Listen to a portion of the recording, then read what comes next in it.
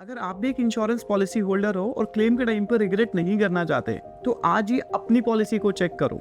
आजकल इंश्योरेंस की इंपॉर्टेंस तो सबको समझ आती है, बट क्या आपकी पॉलिसी आपके लिए सही है?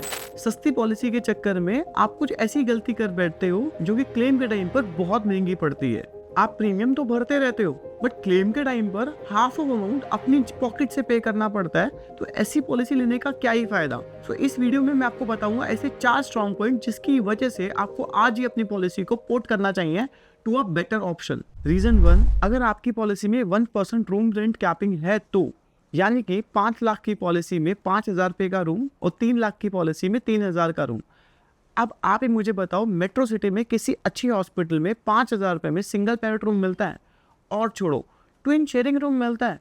ये बहुत ही मुश्किल है। और अगर आपने 5,000 रुपए वाले रूम की जगह अपर कैटेगरी वाला रूम चूज करा या फिर अपर कॉस्ट वाला रूम चूज करा, तो क्या सिर्फ आपको रूम का एक्स्ट्रा अमाउंट पे करना पड़ेगा और डिफरेंस अमाउंट?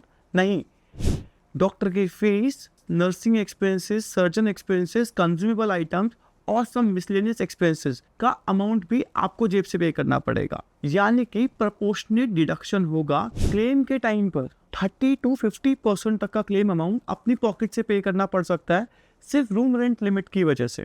सेकेंड रीजन, अगर आपकी पॉलिसी में 2% आईसीयू लिमिट है, तो इसका मतलब 5 लाख की पॉलिसी में 10,000 रुपये पर डे आईसीयू लिमिट है और 3 लाख की पॉलिसी में 6,000 रुपये पर डे आईसीयू लिमिट है। आज के टाइम पर यूजुअली मेट्रो सिटीज में आईसीयू का पर डे कॉस्ट 15,000 से 30,000 रुपये का होता है।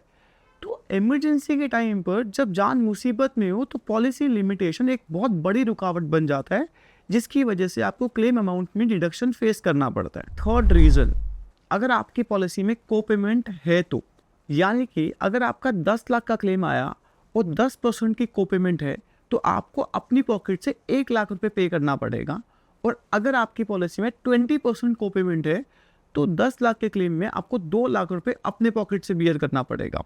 और अगर आपने रूम लिमिट को भी क्रॉस कर लिया था, तो आपको अपनी पॉकेट से 50 to 60% क्लेम पे करना पड़ सकता है। तो पॉलिसी लेने का क्या फायदा? Fourth reason, TP involvement. ये सबसे साइलेंट किलर है, टीपी इन्वॉल्वमेंट।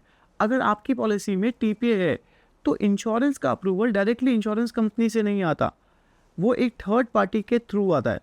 मतलब कि इंश्योरेंस का पैसा लेना है, बट क्लेम का अप्रूवल किसी दूसरे सिस्टम से आता है, जिसके पास आप जैसी बहुत सारी इंश्योरेंस कंपनी है और बहुत सारी इंश्योरेंस कंपनी के बहुत सारे क्लेम पेंडिंग है। तो रिजल्ट, क्लेम डिले होना बहुत कॉमन है। और दूसरा बड़ा इशू, टीपीए वाली कंपनीज में यूजुअली कस्टमर्स को एजेंट्स के ऊपर ज़्यादा डिपेंडेंट रहना पड़ता है।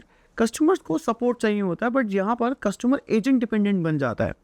अगर एजेंट एक्टिव है तो ठीक, बट अगर एजेंट स्लो या अनअवेलेबल है, तो क्लेम के वक्त ऐसी डिपेंडेंसी स्कैरी बन जाती है। तो इसलिए इन हाउस क्लेम सेटलमेंट वाली पॉलिसी यूजुअली ज़्यादा बेटर होती है for fast claim process.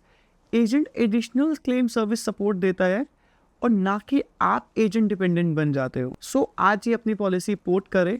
No room rent limitation वाली policy, no ICU limitation, no co payment, no sub limits, और अपने प्रीवियस पॉलिसी का कंटिन्यूशन का बिल्कुल ध्यान रखें। और हाँ, अगर आपके दिमाग में आ रहा है कि प्रीमियम तो ज़्यादा होगा, तो एक बात याद रखना, अपने एक्सपीरियंस से बोल रहा हूँ कि कोई भी premium claim delay, claim reduction और क्लेम रिजेक्शन से ज़्यादा नहीं होता। क्लेम के टाइम पर जो क्लेम का पैसा आपके अपनी पॉकेट से जाता है, उससे बड़ा कोई लॉस ही नहीं होता। प्रीमियम का फर्क एक छोटी चीज हो सकती है, बट क्लेम के टाइम पर गलत पॉलिसी का फर्क आपके लिए लाइफ चेंजिंग हो सकता है। क्लेम के टाइम पर पछताने से अच्छा आज समझ जाओ, पॉलिसी स्ट्रांग होगी तो फ्यूचर सिक्योर होगा।